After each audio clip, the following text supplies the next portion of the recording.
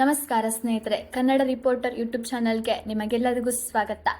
ಸ್ನೇಹಿತರೆ, ದೇಶದಲ್ಲಿ ಮನೆ ಮತ್ತು ವಾಣಿಜ್ಯ ಸ್ಥಳಗಳ ಬಾಡಿಗೆ ಬೇಡಿಕೆ ಹೆಚ್ಚುತ್ತಿರುವ ಈ ಸಂದರ್ಭದಲ್ಲಿ ಸರ್ಕಾರವು ಹೊಸ ಬಾಡಿಗೆ ಒಪ್ಪಂದ 2025 ಜಾರಿಗೆ ತಂದಿದೆ. ಹೌದು, ಈ ಒಪ್ಪಂದದ ಬಗ್ಗೆ ಈ ವಿಡಿಯೋದಲ್ಲಿ ನಾವು ಸಂಪೂರ್ಣ ಮಾಹಿತಿಯನ್ನ ನೀಡ್ತಾ ಇದ್ದೇವೆ. ವಿಡಿಯೋವನ್ನ ಕೊನೆವರೆಗೂ ತಪ್ಪದೆ ವೀಕ್ಷಿಸಿ, ಹಾಗೆ ನಮ್ಮ ಚಾನೆಲ್ ಅನ್ನ ಸಬ್ಸ್ಕ್ರೈಬ್ ಮಾಡಿಕೊಳ್ಳೋದನ್ನ ಮರಿಬೇಡಿ. ಸ್ನೇಹಿತರೆ, ಈ ಒಪ್ಪಂದದ ಮುಖ್ಯ ಗುರಿ ಏನೆಂದರೆ ಬಾಡಿಗೆ ಪ್ರಕ್ರಿಯೆಯನ್ನು ಸರಳ, ಪಾರದರ್ಶಕ ಮತ್ತು ಯಾವುದೇ ವಿವಾದಗಳಿಲ್ಲದಂತೆ ಮಾಡುವುದು. ಈ ಹೊಸ ನಿಯಮಗಳ ಅಡಿಯಲ್ಲಿ ಅತ್ಯಂತ ಮುಖ್ಯವಾದ ಬದಲಾವಣೆ ಎಂದರೆ ಬಾಡಿಗೆ ಒಪ್ಪಂದಗಳ ಕಡ್ಡಾಯ ನೋಂದಣಿ. ನೀವು ಯಾವುದೇ ಒಪ್ಪಂದಕ್ಕೆ ಸಹಿ ಹಾಕಿದ 2 ತಿಂಗಳೊಳಗೆ ಅದನ್ನು ನೋಂದಾಯಿಸುವುದು ಕಡ್ಡಾಯ. ಇದನ್ನು ತಪ್ಪಿದರೆ 5,000 ರೂಪಾಯಿ ದಂಡವನ್ನು ವಿಧಿಸಲಾಗುತ್ತದೆ.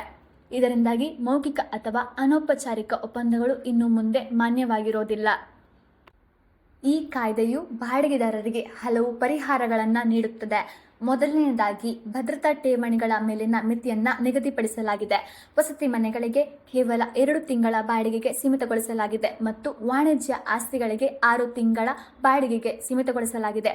ಇದರಿಂದ ಬಾಡಿಗೆದಾರರ ಮೇಲಿನ ಆರಂಭಿಕ ಆರ್ಥಿಕ ಹೊರೆ ಗಣನೀಯವಾಗಿ ಕಡಿಮೆಯಾಗುತ್ತದೆ. ಎರಡನೆಯದಾಗಿ, ಇನ್ನು ಮುಂದೆ ಯಾವುದೇ ಅನಿಯಂತ್ರಿತ ಬಾಡಿಗೆ ಹೆಚ್ಚಳ ಇರೋದಿಲ್ಲ. ಪೂರ್ವಲಿಖಿತ ಸೂಚನೆ ಮತ್ತು ಸ್ಥಾಪಿತ ನಿಯಮಗಳ ಆಧಾರದ ಮೇಲೆ ಮಾತ್ರ ಬಾಡಿಗೆ ಹೆಚ್ಚಳವಾಗುತ್ತೆ. ಜೊತೆಗೆ ಬಾಡಿಗೆದಾರರನ್ನ ಇದ್ದಕ್ಕಿದ್ದಂತೆ ಹೊರಹಾಕಲು ಸಾಧ್ಯವಿಲ್ಲ. ನ್ಯಾಯಯುತ ಮತ್ತು ಸ್ಪಷ್ಟವಾದ ಹೊರಹಾಕುವ ಪ್ರಕ್ರಿಯೆಯನ್ನು ಕಾಯ್ದೆಯಲ್ಲಿ ವಿವರಿಸಲಾಗಿದೆ. ಕಡೆಯದಾಗಿ, ಬಾಡಿಗೆದಾರರು ಮತ್ತು ಮನೆ ಮಾಲೀಕರ ನಡುವಿನ ವಿವಾದಗಳನ್ನು ಶೀಘ್ರವಾಗಿ ಇತ್ಯರ್ಥಗೊಳಿಸಲು ವಿಶೇಷ ಬಾಡಿಗೆ ನ್ಯಾಯಾಲಯಗಳು ಮತ್ತು ಬಾಡಿಗೆ ನ್ಯಾಯಮಂಡಳಿಗಳನ್ನು ಸ್ಥಾಪಿಸಲಾಗಿದೆ. ಇದರ ಗುರಿ ಪ್ರತಿಯೊಂದು ಪ್ರಕರಣಗಳನ್ನು ಕೇವಲ 60 ದಿನಗಳೊಳಗೆ ಪರಿಹರಿಸೋದು.